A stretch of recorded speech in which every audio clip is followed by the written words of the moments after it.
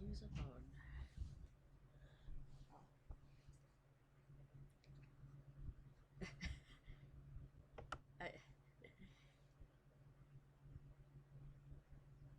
I, I just started.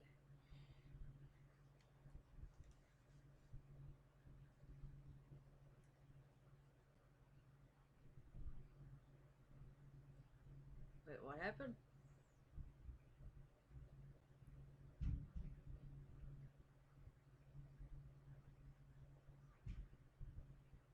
240 meg. Oh my goodness, I forgot to fucking. It's because, yeah. Did Dana leave? Is it just you guys?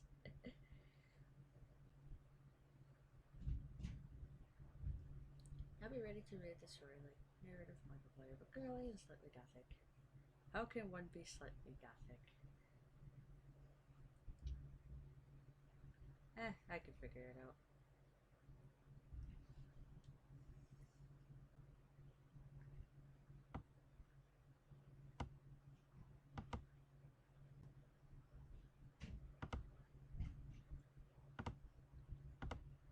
Okay, I really only have like one more thing to do, and then I can get started, but hopefully I can actually do it.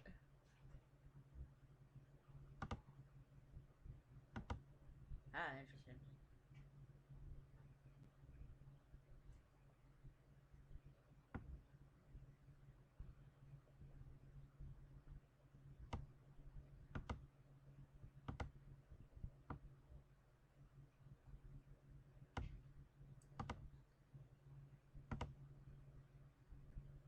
Oh, I like that. I like that very much.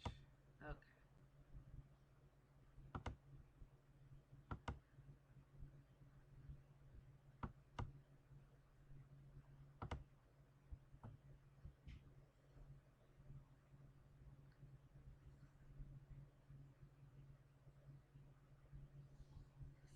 Finally what? The fuck I do?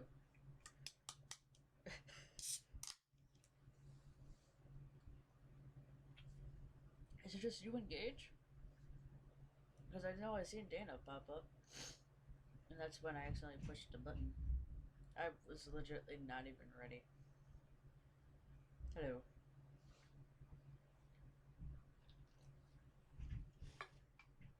God damn it.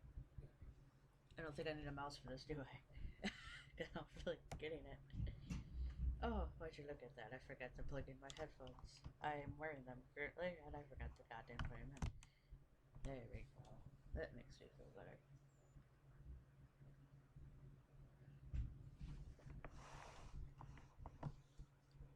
Buried is an interactive story. The plot will change based on the choices you make.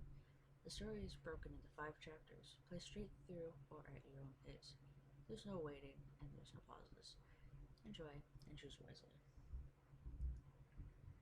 Would you like me to change the stupid quality? Because I don't know if I can.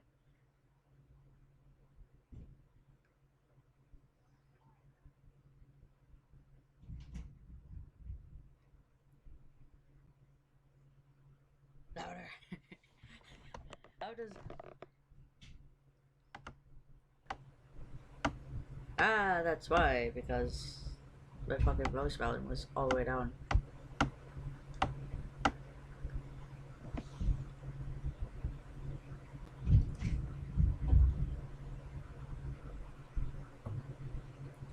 Can you hear me now, Gage?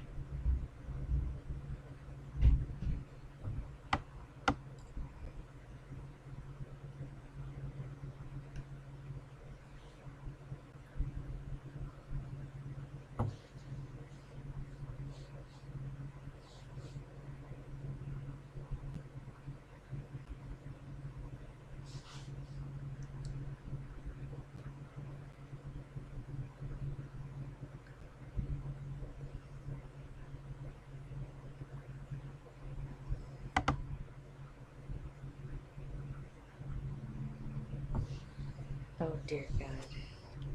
Not answering your call, Gage. I open my eyes, and the first thing I want to do is scream. I'm flat on my back, and everything seems to hurt. The trees overhead look familiar. It's a clear night sky, almost beautiful, except for the fact that this means I've been out cold for at least 6 hours. But there's something wrong. I can't remember what, but something happened, and my head, oh God, my head hurts.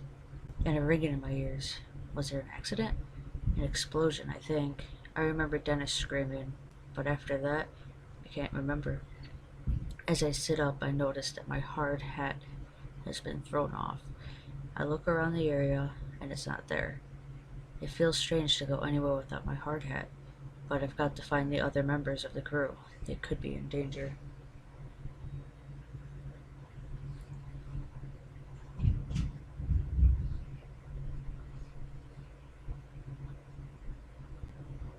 Okay, give me a second, Gage. Sorry. Pause.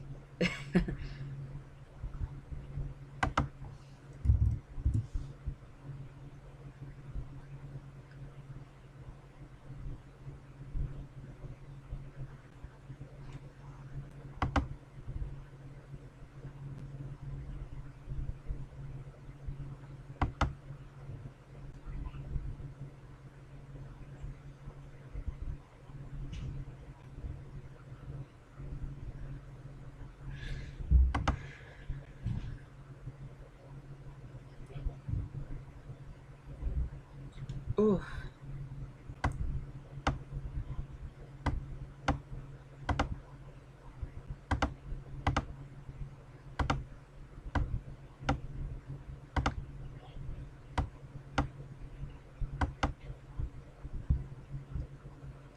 Alright, you should be Gucci. Should I search for the hard hat, or should I forget the hat and search for the crew?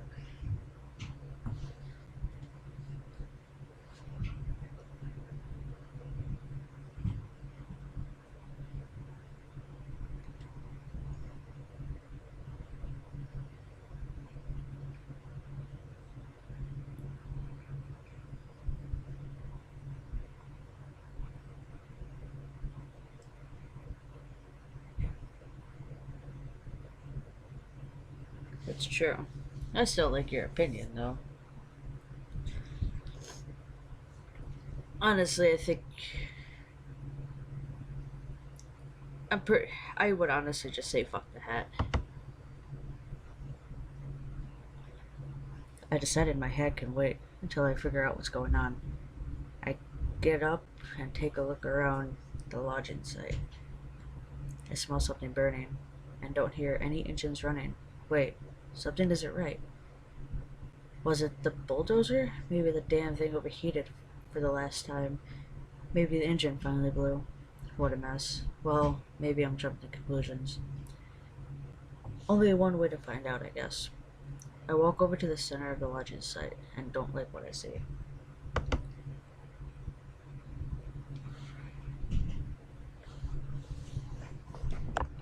Hope you guys can hear the audio alright. The lodging site looks like a bomb that was detonated right in the center. I don't know where to start. The one load we had managed to stack on a truck for the day is overturned. The trailer bent and the logs hanging off the back. Where the hell is everyone? My head is killing me, and this ringing in my ears. I can't hear anything. Not birds, not even my footsteps, nothing. It makes me wonder if I hit my head after my hard hat flew off. I run through a quick mental checklist to make sure my brain is still working. My name is Roger Hastling. I'm 41 years old. The year is 2017. I own a small lodging company, and we've been lodging in this strip of Kentucky woodland for almost a month. Okay, so my brain works, that's a relief, but it also makes me fearful, because something is certainly not right here. I look around the lodging site, my mind trying to figure out what has happened. Just about every piece of equipment has been overturned or tilted. Look at debris or look at the truck.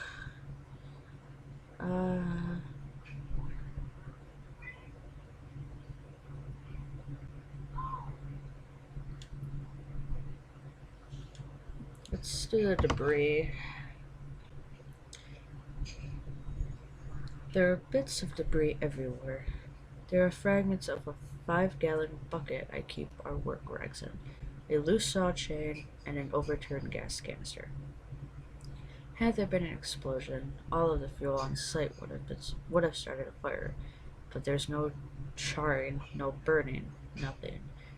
I walked through the area where Dennis had been working. From the looks of it, he'd been moving slowly. He'd only taken down 4 trees today. His metal lunchbox is open, an indicator that he had been taking an early break. But he's not here. No one is here. Where the hell is everyone? I could try to make a call on my cell phone, but its battery is already running low. Really low. Not that it matters. The reception is crap here. Let's yell. We don't need a Riggs battery. Hey guys, where are you? Tony? Dennis? Frank? Joe? But their names fall flat amongst the wreckage. I get nothing back than scaring away a few birds overhead. Might as well start walking and try to find answers.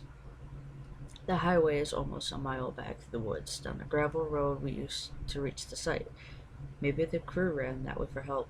But why would they have left me? Were they scared? Out of sorts? Maybe I can catch up to them. But with my truck turned over on its side, it really looks like I'll be walking. My God. I can't even remember what I was doing before waking up on my back. Wait, what's that underneath the bulldozer? Oh my God. It's a leg.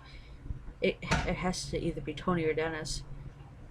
The donor looks unstable, like it might roll some more.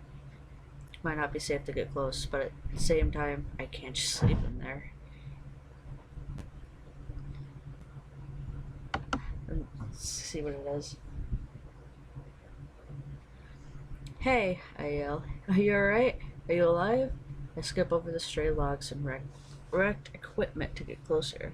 Seeing the dozer teether makes me think maybe I should have grabbed my hat.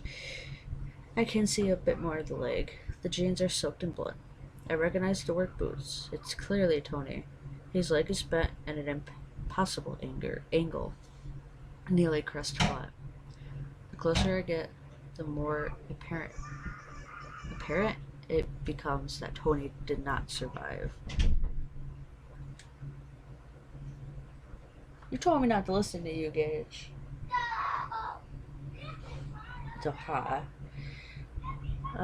Let's see if we can at least try pulling it out. I try to pull him out, but he's just not budging. That's when I see blood coating the ground under him. It's thick and fresh, so dark on the dirt that it looks black. That's when I see the blood. Oh, yeah. As I'm tugging, I hear something crunch, but I somehow manage to pull him out. His legs are absolutely crushed, and his stomach looks deflated, whatever. Blood is covering everything from the navel down. His face was turned to the right when he was crushed.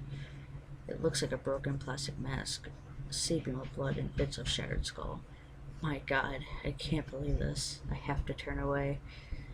That's when I hear a deafening creaking noise, and I'm bashed in the head from behind as the bulldozer shifts low to the ground.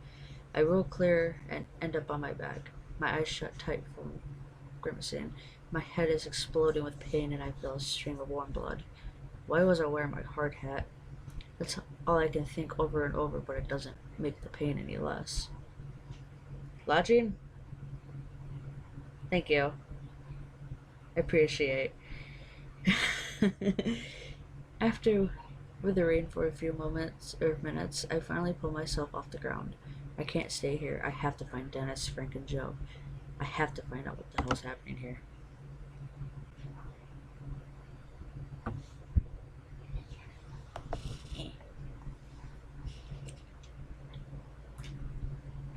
As I walk through the stacks of logs from the last week or so of work, everything feels frozen. This high-pitched sound in my ears, it's terrible. It keeps happening every few seconds and sounds like it's coming from far away. I can't help but wonder, is it my ears or is it something else? The silence out here is creepy. and there's a smell, like the atmosphere after a bad summer storm. I might as well admit it, I'm a little scared. Everyone is missing, and it's dead quiet out here. There doesn't even seem to be a breeze to rustle the leaves or branches. My right knee hurts like hell. My head was hurting so bad before that I never even noticed the pain in my knee. I must have heard it during during the what? Accident? Or, wait, is that Dennis? I see him sitting on the ground motionless, about 30 feet away.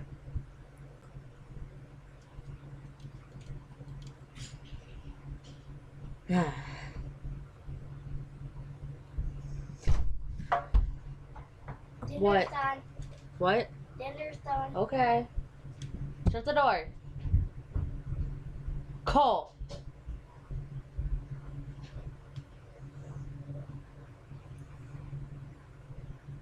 You fucking kidding me?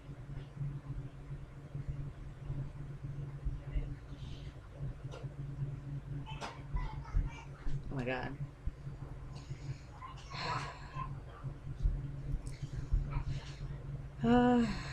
This might be a huge mistake. What? He didn't bring a pair of headphones in here, did he, Green? No, but he ran out the door after I shut the door.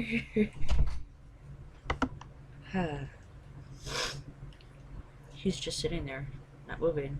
I walk up slowly next to him. Dennis? Hey, man, can you hear me? I tap him on the shoulder. He looks up at me from the ground, clearly coming out of a daze. Yeah, Roger, I hear you, he says. Dennis is built like a wrestler and has the tough personality to match. But in this moment he looks disoriented and even a little anxious. Though I'm glad to see him, the fear on his usually confident face is alarming. What the hell happened? What's going on? He asked. We don't really... Honestly, I'm not What? What about me, what? Oh, Terraria? One of your asses has to, lets you... Like, game lagging? Hold on. Oh no, it's my headphones. Never mind. My headphones better not be breaking on me.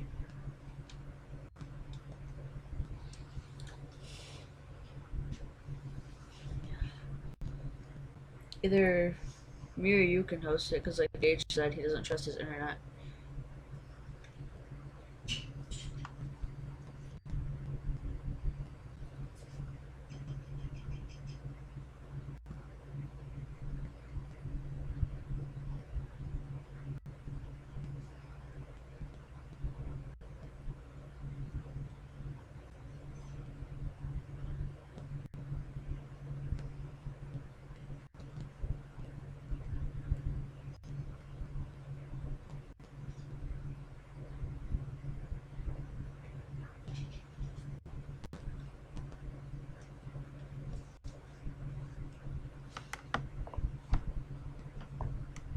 We can try with mine, I'm unsure.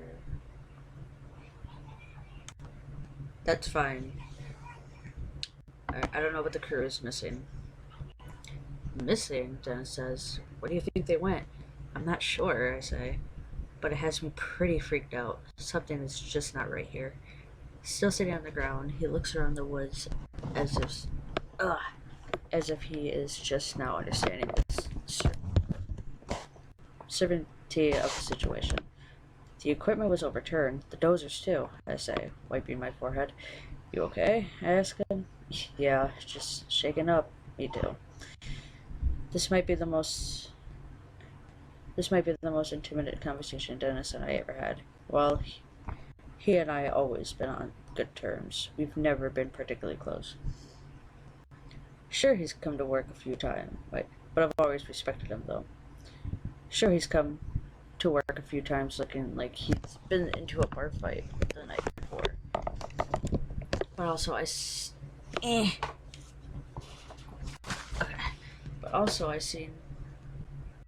But I've also seen him do an exhausting impression of a dinosaur as he played with Tony's kids while they waited for their dad to finish up his shift.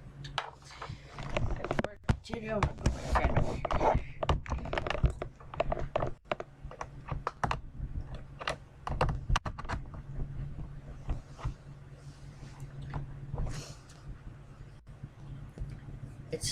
That's when it hit me.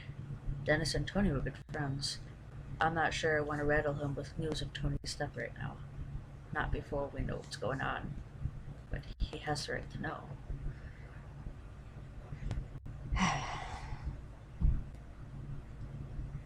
Hold on.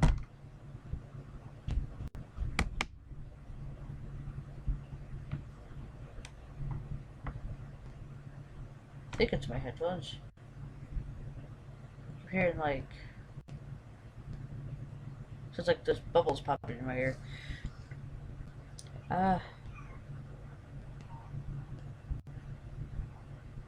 My fucking game is lagging? It's an interactive story.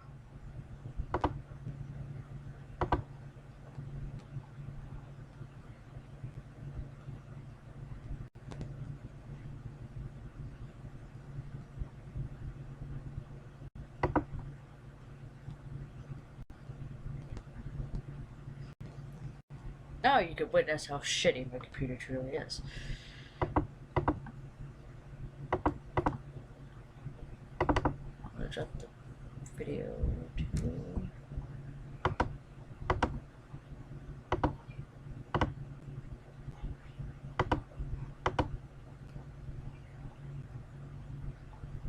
Alright. What? He does have the right to know, but I don't know how well he's gonna take it. So Tony is dead. We were upfront with Dennis about Tony. Dennis's eyes fixate on me, startled. He was crushed under the dozer, I said. Dennis pauses for a moment, like he is trying to understand what I said. His eyes narrow. The fuck? Oh.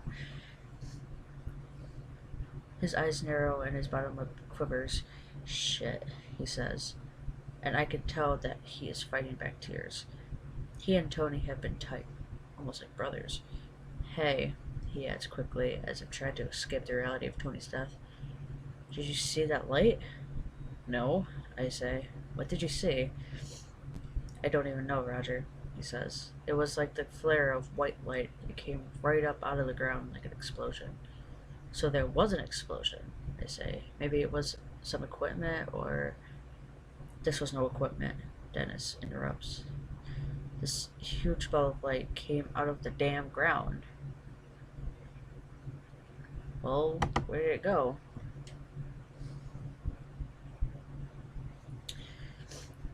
It just shot up into the sky until it was out of sight. When? Not sure, he answers, but I had finished about 10 trees for the day and was about the top one. That's when it happened. You were almost done with 10 trees? I ask. Yeah, he says, looking at the ground. You know, I wouldn't want to take a lunch break until I was done. And that's when the light blew up. Why? You don't believe me? I believe you.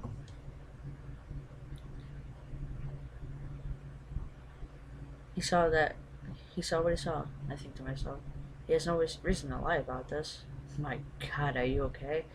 Yeah, I'm fine, he says. But if I'm being honest, it scared me pretty bad.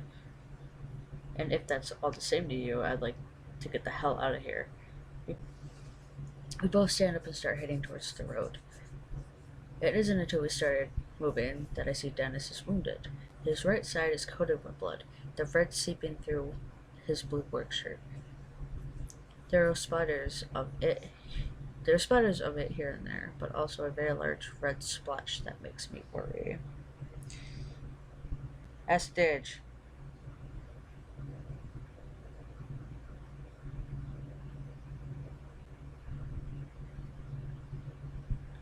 He's the one that recommended it. Yes.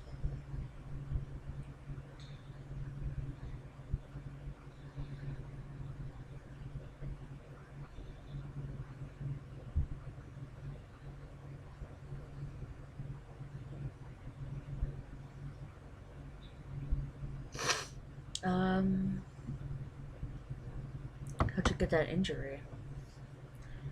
I'm not sure, Dennis replies. I must have gotten thrown or hurt somehow from that light. It's then I notice that the strange ringing noise is still filling the air. Hey, I say, stopping. Do you hear that high-pitched ringing noise every once in a while? Dennis looks scared when I ask him this question. He just nods. I thought it was just me, he says. He looks out of sorts and uncertain. I've never seen him like this before. It's obviously that he's looking for some reassurance. Even though I'm his boss, there's something very unnerving about this.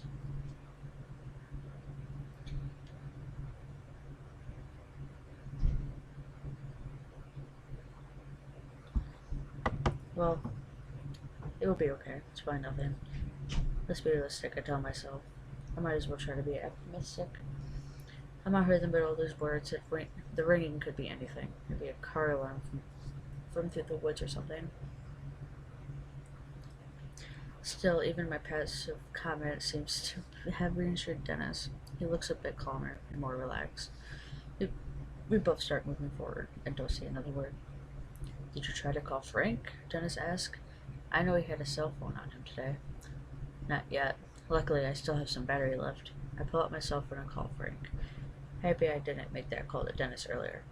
It rings, but he doesn't pick up. But then I hear his phone go off behind the stack of logs. Dennis and I give each other a look. As the phone goes to voicemail, I hang up, and we walk behind the logs to find Frank's phone on the ground, banded. We look the ground for Frank, but find nothing, not a single trace.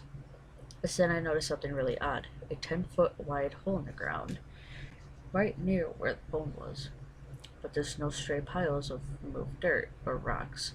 It's clean, smoothly dug, cutting into the earth, wide, but only a few feet deep. It looks unnatural, like the ground was just deleted. No shovels, or diggers used. Dennis walks over to it. This looks like the same kind of hole where I saw that light come out of the ground. He muses himself.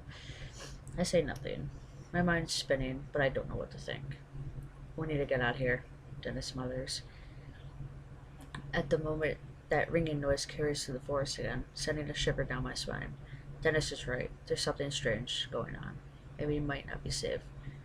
But that ringing sound could be a clue where the rest of the crew went.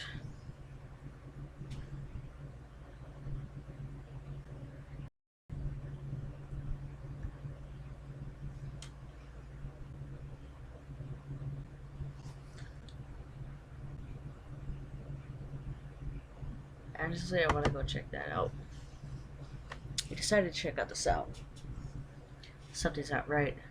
And if there's a mechanical noise like that, you think someone is out here, he asks? Maybe. I think we should at least check it out. They might be able to help. Yeah, you go right ahead, he says with a grin. I'll be here waiting for you. Better hurry, though. Dennis doesn't look like he's in the best shape to be trouncing around.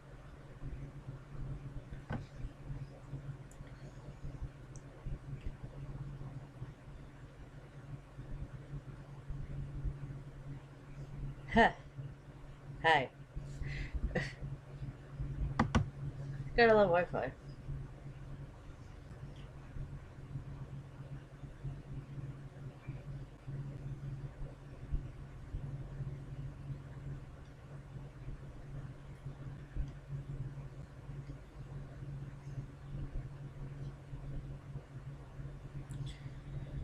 Making sure everything is in check. Okay, so if I leave Dennis behind, there could be a possibility something bad will happen. But if I bring him with me, then he's in pretty bad shape.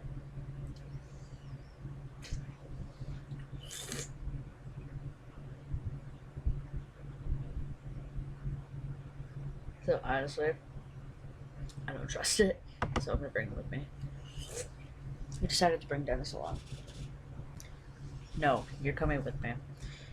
I bend over and hustle him up against my shoulders. He resists just barely and then gives in. He's looking at me like he's terrified of me now, making a moan in his throat. We start moving through the woods quickly, with no idea where the rest of the crew is, or worry they could be in danger. Every tree out here looks exactly the same. I grew up in the country and can find my way around the forest without much of a problem, but I'm feeling dizzy. I'm leaning against a tree when I see something that has no business being out here. Our lodging crew has been out here for 3 weeks, and I've never seen them before.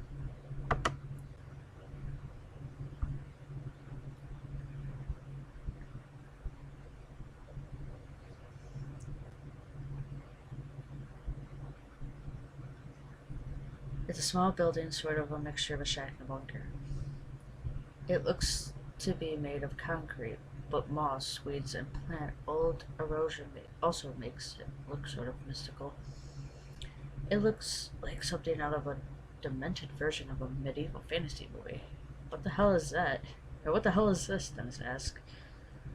I believe it's an old power station. Dennis shakes his head. Why would there be one out here? He's right. I can't come up with a legitimate reason for something like this being here. Do you think the others maybe went in here? He asked nervously. Why would they do that?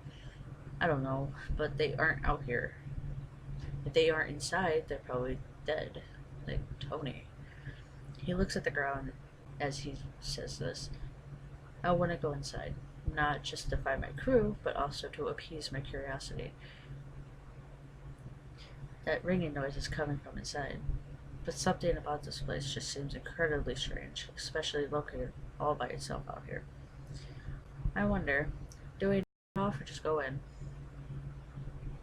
Oh wait, I wonder, do we knock or just go in? Dennis asked. I can tell that he is trying to make a joke, but it falls flat. I am starting to think this humor is a defense mechanism for a spear. We both look ahead, take a moment to realize that we are about to do, and start forward. We get no more than 3 feet closer than Dennis wobbles.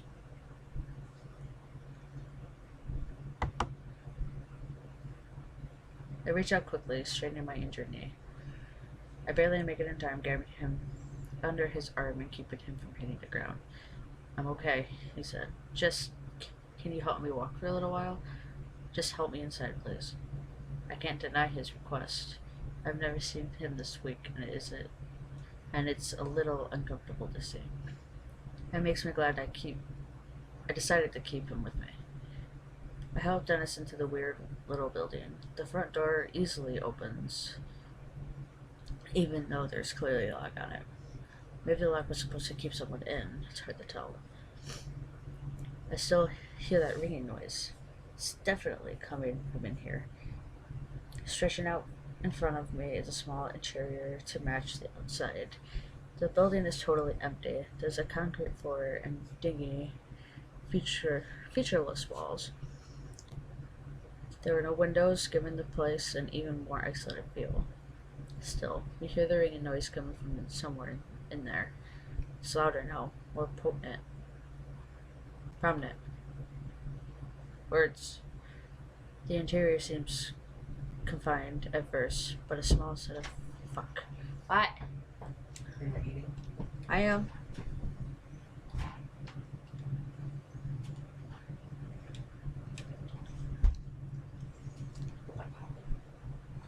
That diet, whatever. Yeah. The interior seems confined at first, but a small set of concrete steps leads about 5 feet down the building in the corridor.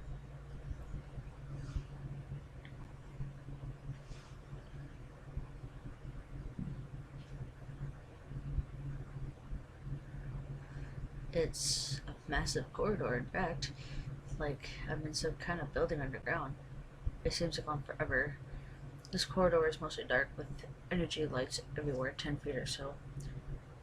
I assume we're now underground because this corridor extends far beyond the walls of the building we entered. I realized that someone might not appreciate finding us here.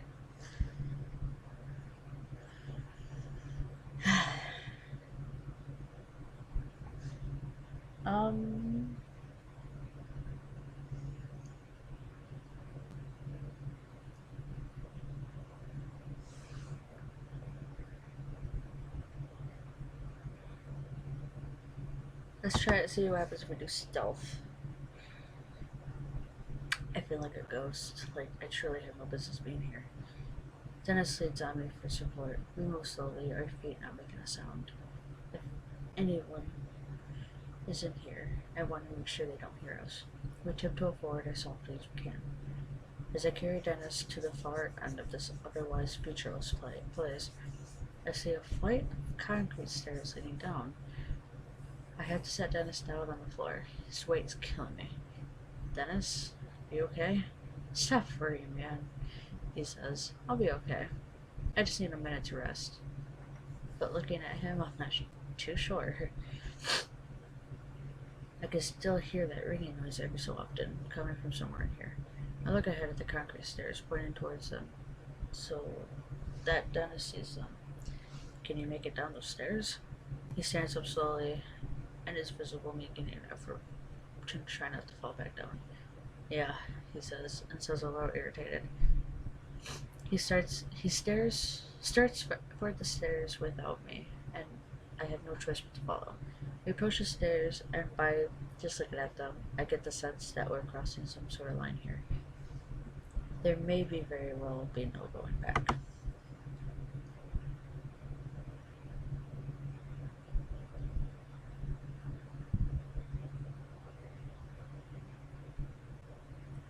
As I head down the stairs, I notice that they looked aged. That damned ringing noise is somewhere below, louder than ever. I feel like I'm walking into the cellar of a haunted house, the light becoming scarce as the stairs take a slight turn. I can feel the temperature drop. Dennis makes a few steps down before he's leaning on the wall. He's breathing like he just finished a marathon. Let's give him a break. Let's take a break, I say, putting my hand towards his shoulder to help steady him. Dennis lets out a sigh. Thanks. I don't feel too great, boss. As we squat down on a stair, my mind seems to lock in on the unknown fate of the rest of my crew. Frank is married, and I've met his wife a few times. A nice woman with a huge laugh. My heart sags a bit when I realize I might never again get to hear him belting out classic rock tunes during lunch break. Joe, well, I don't know too much about him. He's 22 years old and is considering community college. His folks are deadbeats, so he has been providing for himself since the age of 16 or so. Maybe I could still find them and still get to hear Frank singing in his deep baritone voice after a few too many drinks. After a few moments, Dennis says, "Alright, let's keep going." We both stand up, leaning on each other. I have to make Dennis stay behind me as I stick my foot out in search of the next step. I can't help feeling like a child as a very powerful fear seizes me. I'm expecting a monster to reach out of the darkness, slicing onto my throat. Oh, a door sits securely in the wall and looks just as out of place down here as I feel. A sliver of light seeps through, illuminating the area. The door has what it looks like a panel with lots of labels and lights. Small embossed print above the panel says Level 1 Entrance Gate, Transport Sector, and there's a button with no label.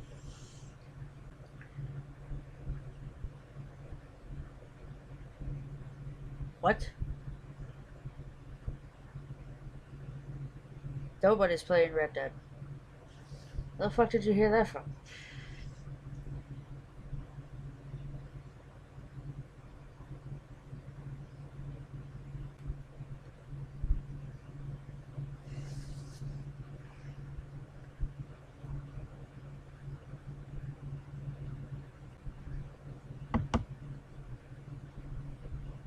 I give the button a push. One of the ratings on the panel flickers to life. Outage. That's all it says. And then it goes dark. The panel looks like a diagnostic or alert system of some kind, each label meant to communicate some status. Lockdown engaged, experiment in progress, shutdown engaged. Those all appear to be off, but one of the phases has a slowly blinking red light next to it, the only powered light in this whole thing. Abnormal entity breach.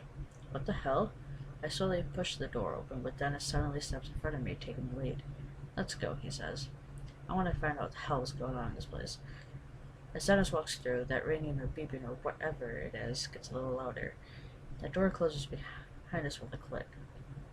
I can't help but notice the wobble in Dennis's steps as he lets out a grunt. You sure you're healthy enough to keep going? It doesn't matter. I don't want to be in the woods right now. He seems scared, something I've never seen before. Angry?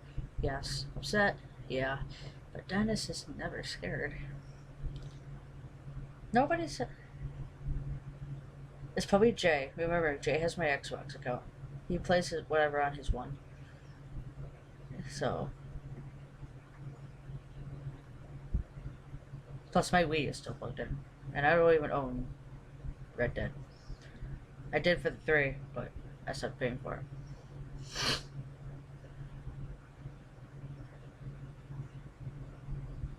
What did you see? I don't know what it was, boss. It was like someone had left a radio on crackling, but we don't have any radios at the site. It was, I don't know. It was like something in the forest was moving. I give him a doubtful look as he casts his eyes onto the ground, frustrated. I know how it sounds, but I know how I felt. It was like walking into a funeral parlor, feeling death and gloom everywhere. I've been so preoccupied with my own fear that I nearly forgot about the ringing noises. It had become more background noise. We take a few more steps, and I can see now where we were. It makes no sense, yet another thing has simply seemed out of place. The steps and muted colors of metal are easy to identify, but it just doesn't belong here. I told you no, Robert.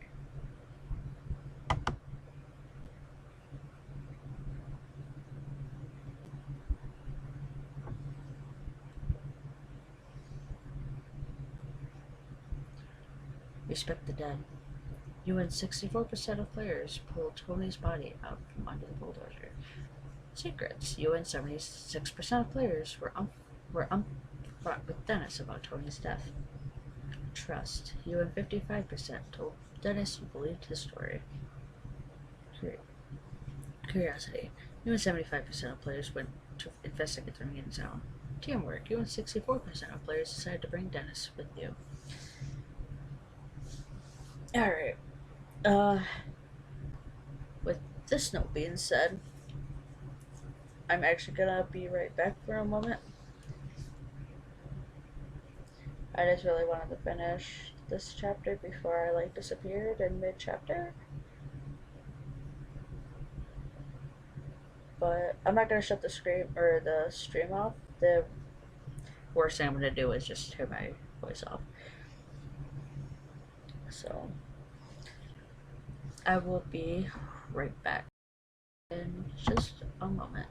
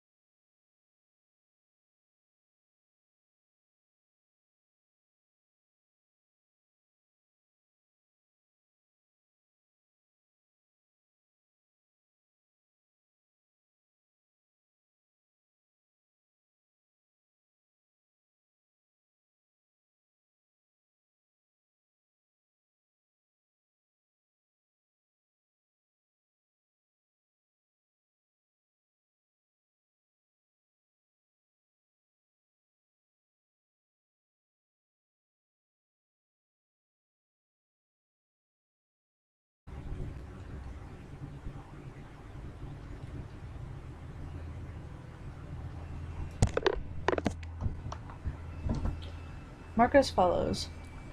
There is still fear in his eyes, but also a slightest glimmer of hope. That hope is contagious. We take off after the figure that just ran past the command center. Ahead of us, the facility presents yet another long hallway. Right away, I noticed that this level of the facility seems darker, even though the lights are on. Lights are now all on. The hallway is adorned with numbered yellow doorways and large white panels along the walls. It's clean and well maintained, but there's something ominous about it. Up ahead, I see the fleeting motion of something dark cutting quickly to the left down the corridor. There, I say quietly, pointing up ahead.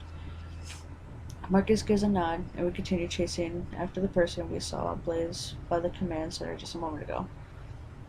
It then occurs to me that this person could be like Marcus was at first, armed and scared.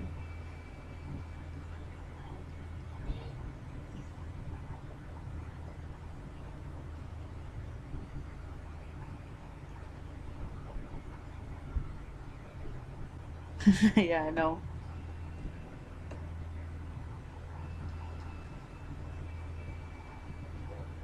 And what, Robert?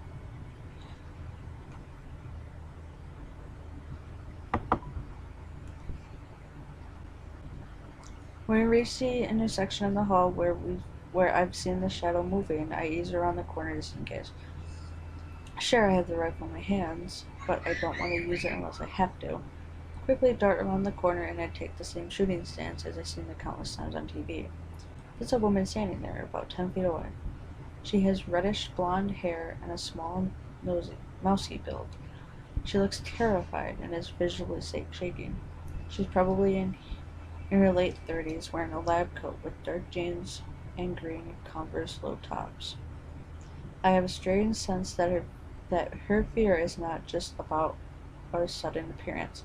She looks like a woman who's been running scared for a while.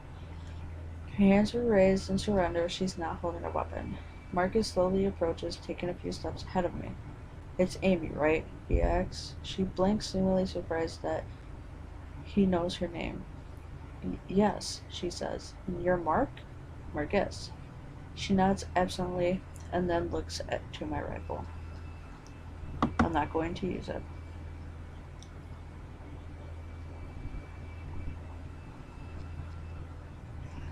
Now, how do I know that? She asks. You're You're trespassing on government property in the midst of a huge catastrophic event, and you have a rifle. How am I supposed to believe you? I have a friend back in the command center who needs medical attention, I say, and we're looking for the rest of our crew. I'm really sorry, but I don't know where they are, she says. Do you know what's happened?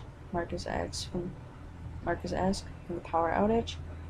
I don't know what caused it, she says, but there was an experiment taking place when the outage occurred. Something happened, Dan. She trails off here, giving me a look of distrust. I saw things on the security monitors, Marcus says. The experiment failed, didn't it? I don't know the specifics, Amy says. I barely escaped the third floor. I was going to the command center to see if the security footage showed anything. But then I saw you and the gun. Listening to the conversation, I'm feeling totally in the dark. I never said you weren't, Robert.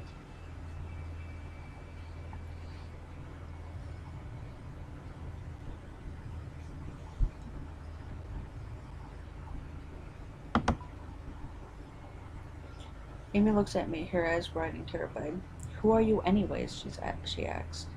I quickly give her my story. A lodger stranded in the woods following a particular explosion at the lodging site. As I tell her, recognition blooms in her eyes. You're one of the lodgers. Yes. She then looks to Marcus and says, I thought they were being watched. They were, Marcus says. This was a freak accident, and there's no proof that they were responsible. I feel myself wanting to submit to all of the questions that were piling up in my head.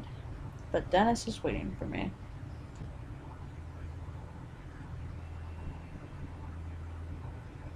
Yeah, I know. I decide despite my whatever, I need to get Dennis help as soon as humanly possible.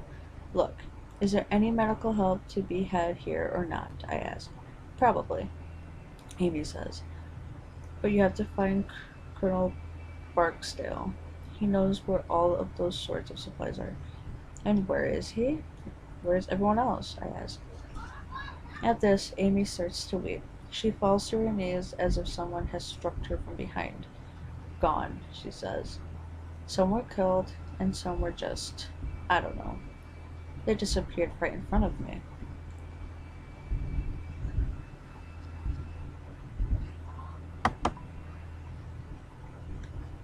Something's here with us, Amy says. We were conducting an experiment, and it all went horribly wrong. Something came through.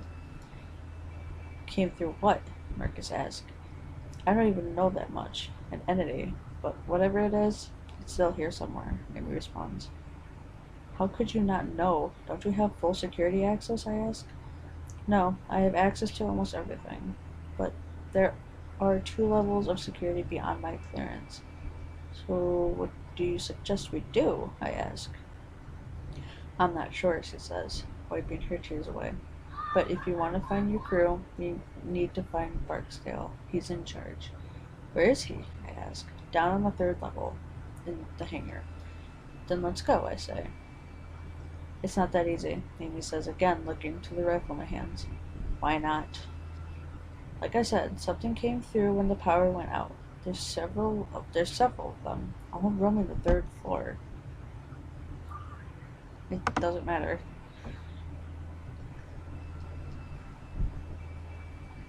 You can't, they'll kill you, she says. I can, and I will. I haven't come this far to be told I can't go any further.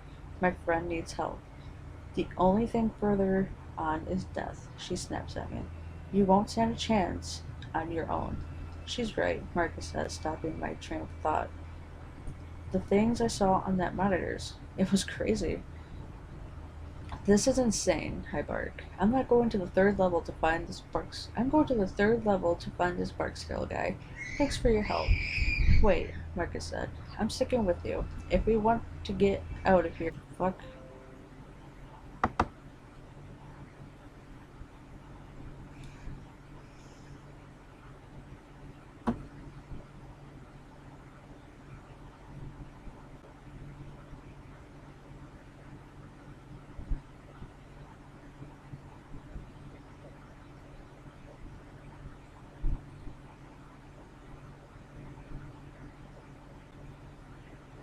Okay, my recording thing went really, really weird. Like, it wasn't even my internet. Hopefully it didn't stop that far up. Neither one of you know your way around here, she says. Looking for Barksdale on your own would be suicide. Like it or not, she has a point. Fine, I say. Then let's get Dennis from the command center and head down together.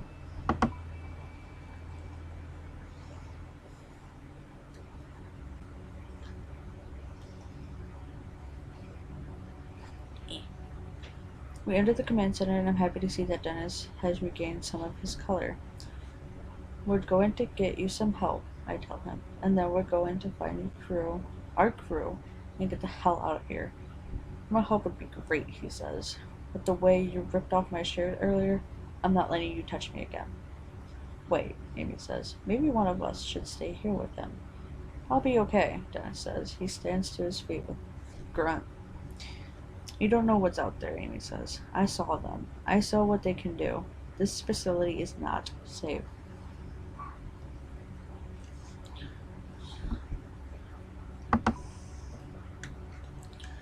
Never mind, she says. Come on. We just need to be careful. Marcus looks a little hesitant, but he nods his agreement, and the 4 of us exit the command center.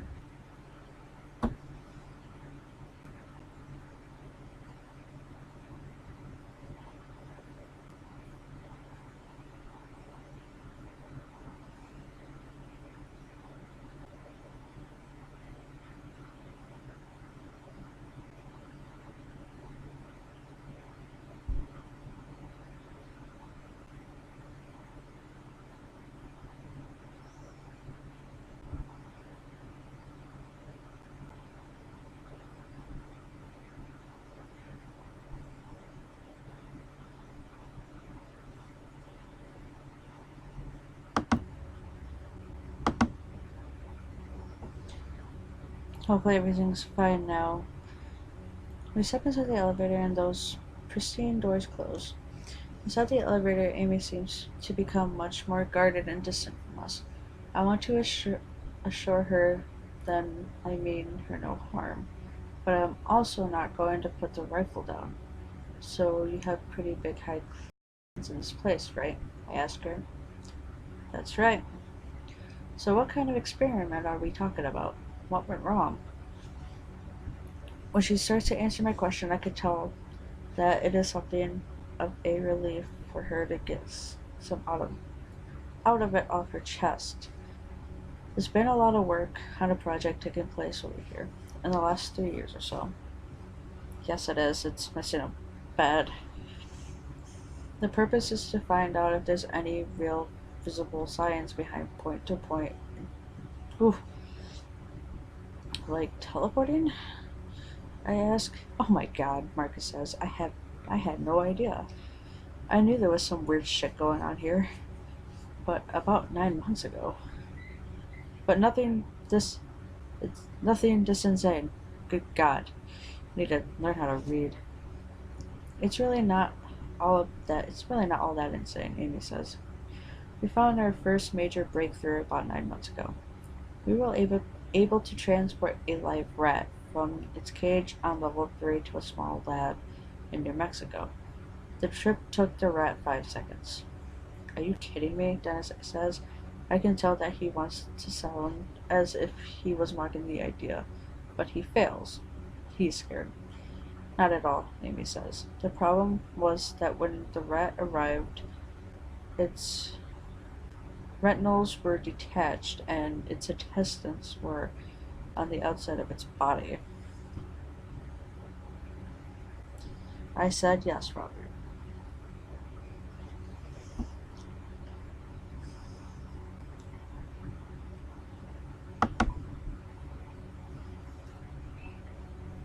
Well, about 6 months ago, we successfully made the same experiment. The rat arrived in great health in this time in just 3 seconds.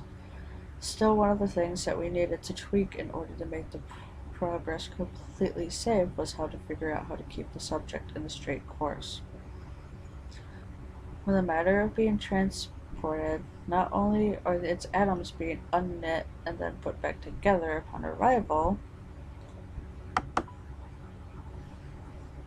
yes, disconstructed and translated through space. It's the only way we know how to do it right now. But the issue, as I said, comes in keeping the disconstructed subject on a straight course to its destination.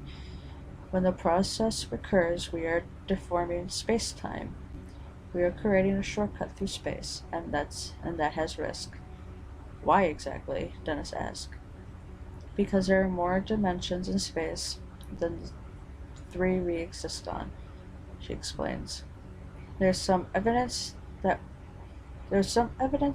there are as many as 10. So when you send the rat to New Mexico, it's traveling through another dimension to get there? Basically. And because of that, we are trying to get a better understanding of what those other dimensions are capable of. Things that are a great deal of the population would be scared of it. They would be scared if they knew what we were doing. Hence all the privacy. Then today the power went out as we were right in the middle of an experiment. Something happened. What? I don't know. She's speaking with the authority of someone who knows what she's talking about.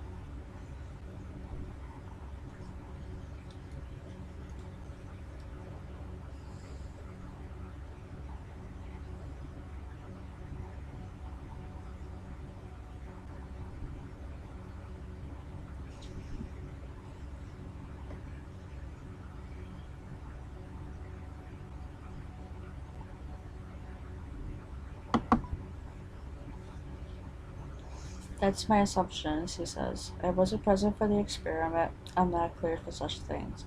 But I do get the reports. What reports? Marcus asks. I'm given access to the results of the test. In other words, Marcus replies, clearly upset. You guys have been peeking into other dimensions and taking notes on what you see.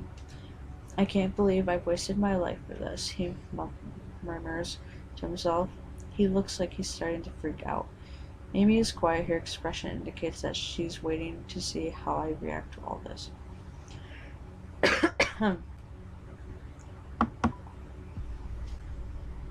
We're impressed. This is like interdimensional stuff, I ask. In a way, she answers. Marcus, on the other hand, is in words. I don't want anything to do with this, he says. All this time I've been working for. He laughs cruelly in a sound that makes my blood go cold for a moment. Just a single level beneath my feet, you assholes have been tearing apart space and time, Marcus continues. When the elevator doors open, I can't get out fast enough. The tension is growing way too thick for my liking. Outside the elevator, we step out onto what appears to be a massive area. The carnage waiting for us is unlikely anything I've seen in the upper levels.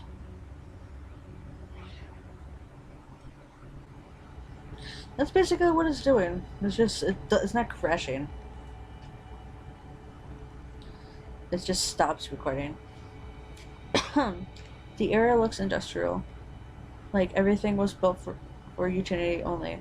But more noticeable than that is all the blood. My God, I've never seen so much blood. These creatures must have had a field day.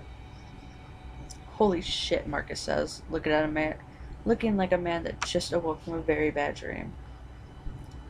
There were more personnel in this area when the experiment went haywire, Amy says. As Amy says, as if the explanation makes it all better. The research you all do down here had better be worth it, I say. We have to get moving, or we're going to lose our nerve. Amy, let's focus. Barksdale is in the hangar? I ask. If he's still alive, yes. That's where he'll be. Then let's hurry. As far as I can tell, Dennis is doing much better, but I'm beginning to grow tired of trying to keep my fear at bay. Between the blood on the floor, the signs of level 3, and Amy's talk of the lab rats, I'm getting freaked out. My CPU percentage, even though I have a fan under it, the highest I've seen so far is a 7.2. And the lowest is a 5.6.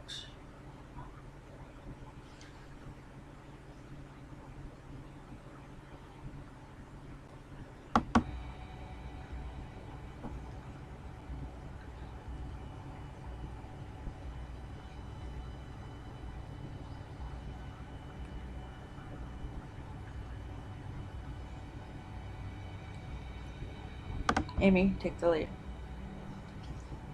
The four of us start walking ahead, Amy taking the lead. We stop walking when we come to the remains of what looks like to be three different people. It is hard to tell how many bodies there were because they have been torn to shreds and are disoriented. Two of the bodies look as if they have been fused together. Another man looks to have had his leg welded through the floor. I can't see this man's face. He died in an abject state of horror, his mouth primed open in an eternal scream. The only reason why I ended it abruptly is because my whole shit went whack.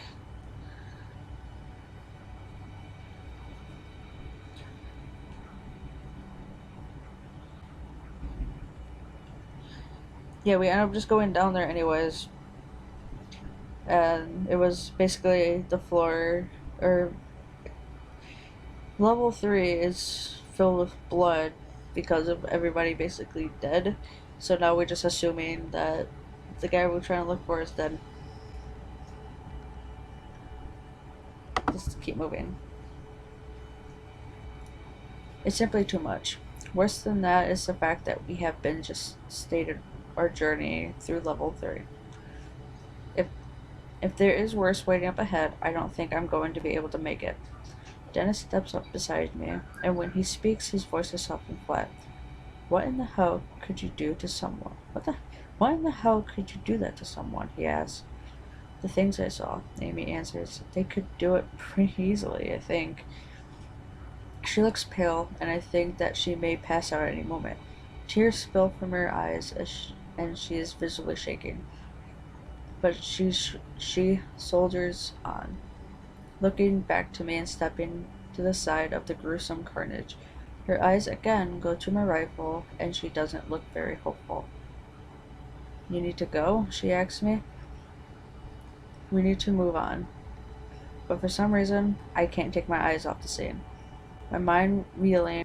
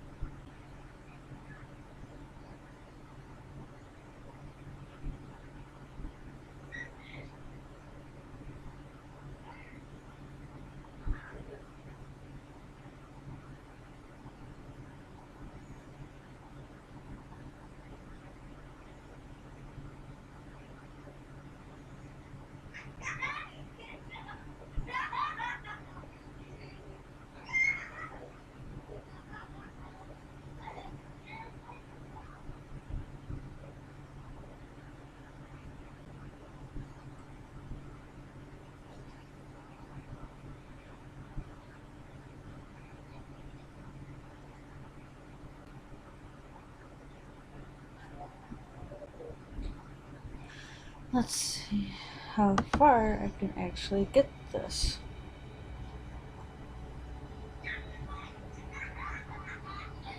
The varying materials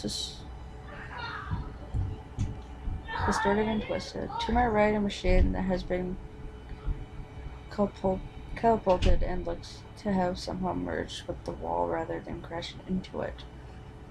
Beyond these phenomena,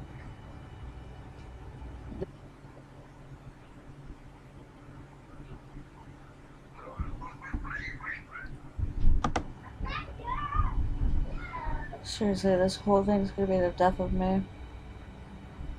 I really apologize for this.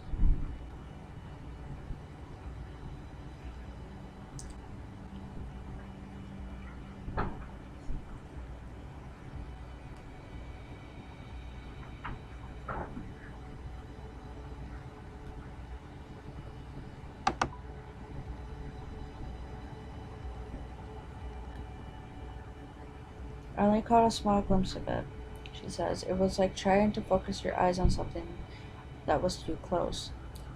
They just started twisting, but not creaking or breaking. It's like these creatures are able to deform matter. She pauses here, and that's when we hear something echo through the facility. It comes from behind.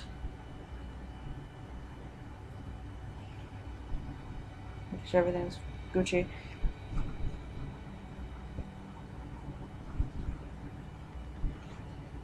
She pauses here in the facility. It comes from behind us and slightly to the right.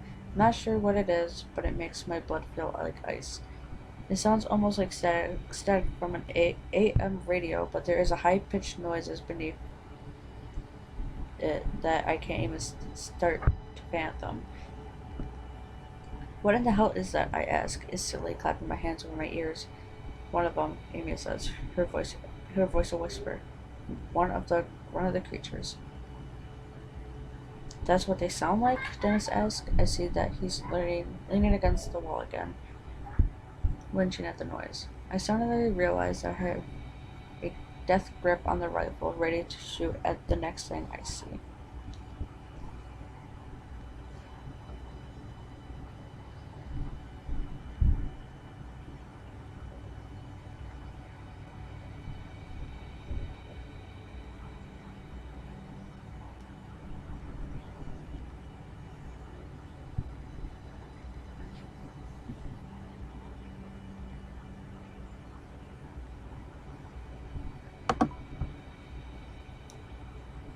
About 100 meters, she answers. Not far. Everyone seems to take this as the cue to start moving again. We make our way into the office wreckage, now with the new purpose in our step. We barely make it to the other side of the room, approaching the dark hallway when another high-pitched noise sounds out. This one is louder, closer. We all share a terrified look, and I can tell that Amy is on the verge of losing it. I grip the rifle tightly as we head towards the hallway in front of us.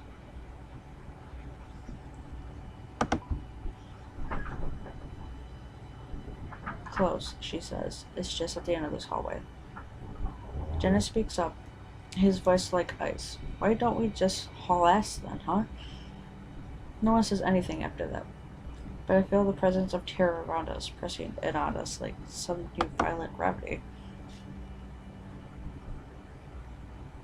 How long is this chapter?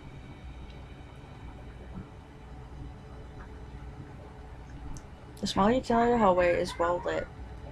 It looks as if it was designed to only be used by select maintenance workers. What goes on in this area? I'm looking at Marcus as I ask the question, but he only shrugs in response. She might know, he replies, pointing to Amy. I've never been down here before. It's just a utility hallway, she answers.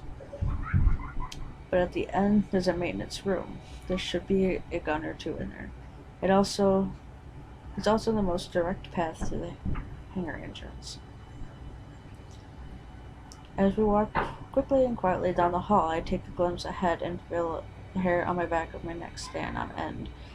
The lights become more sparsely spaced, and it's impossible to see just how far the hall extends into the darkness.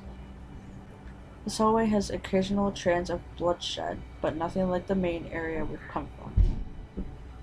We continued further down, and just as I began to see what looks like a large metal door further ahead, I hear yet another shrill sound.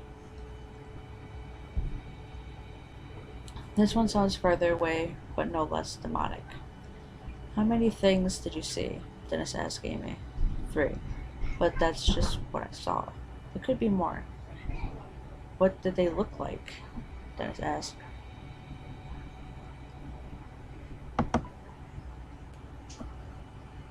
I don't even know how to explain them.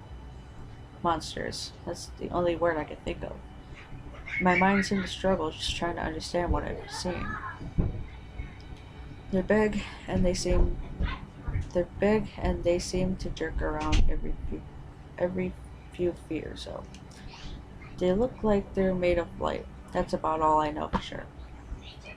You know, my ex-husband always said to let my word kill me. I'd let my word kill me, she continues, seemingly unable to stop herself. I mean, I doubt he imagined his exact scenario, but still. As we make our way into the hangar doors, another high-pitched noise rings out, angrier now.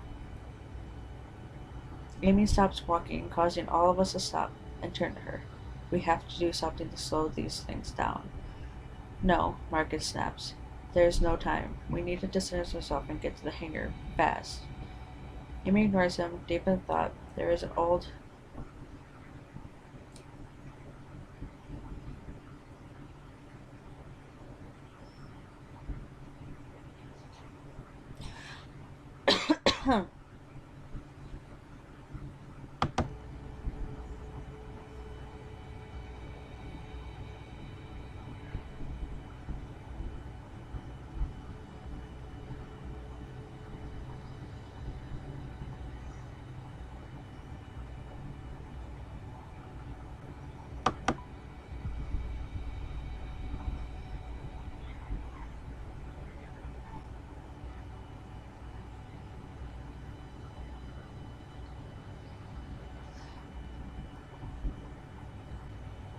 No, I say to the group, with all the carnage back...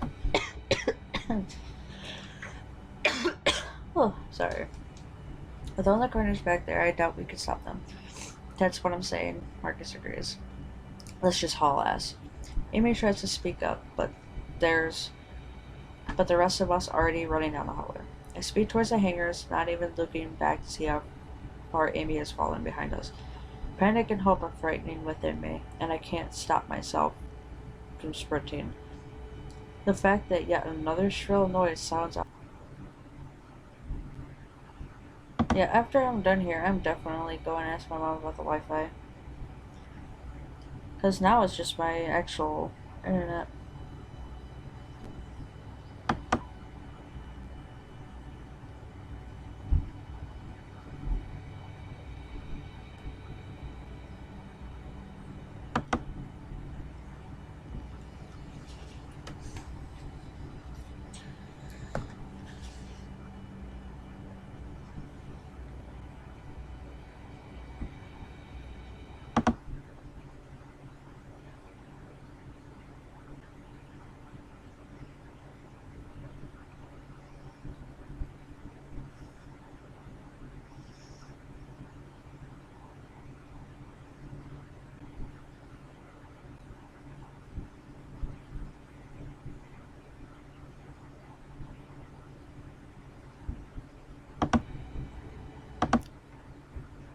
What is this?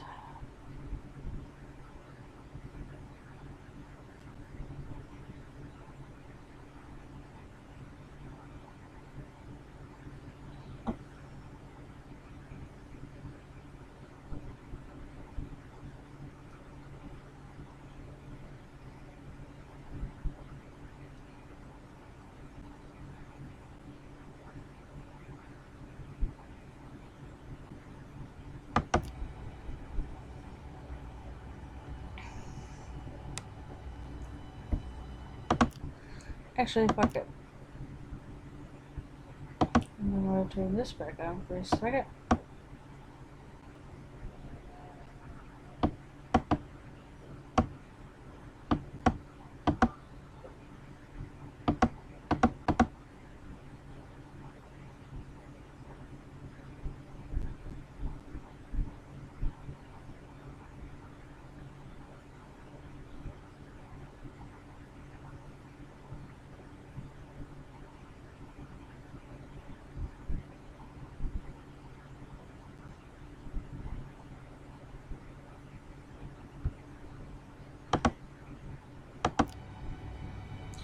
Reaching outdoors, I get a true sense of how impenetrable they are.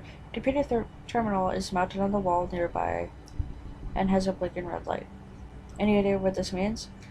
It is an automatic lock, a failsafe, now from lockdown, says Amy.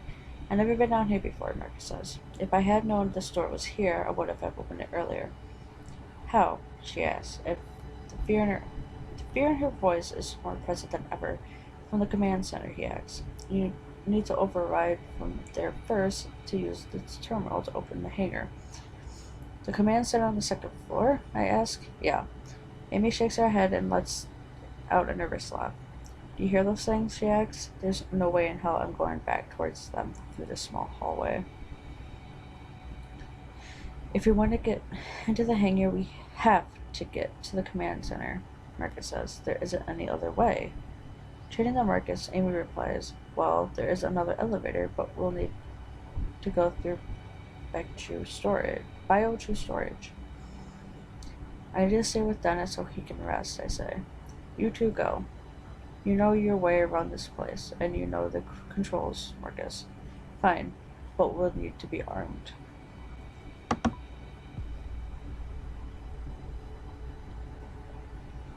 I hand Amy the rifle, and she turns to go. Marcus gives me a concerned look, but follows along behind her. Once Amy and Marcus make a good distance down the hallway, Dennis lets out a nervous laugh. I thought there were two, he says. Dennis looks much better, but he still needs to use the wall to stay standing. Didn't Amy say that there were guns and emergency kits in the maintenance room near the hangar doors? I ask. Yeah, I think so. Dennis says, looking exhausted. I look ahead and see a door to the right. Reads maintenance. Might as well give it a try. I go to the door, try to open it, and I find it's locked.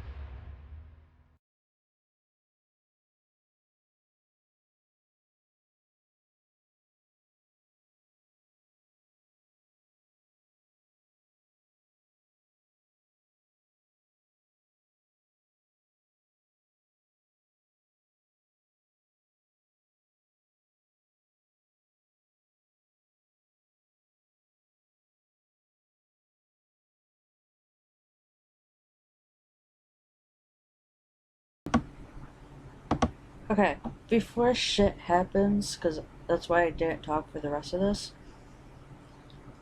Software is fucking being stupid. My Wi-Fi got a few crashes. That's why I wasn't talking. Once I get everything situated with the internet, I will continue to chapter 4. I believe there are 5 chapters to this game.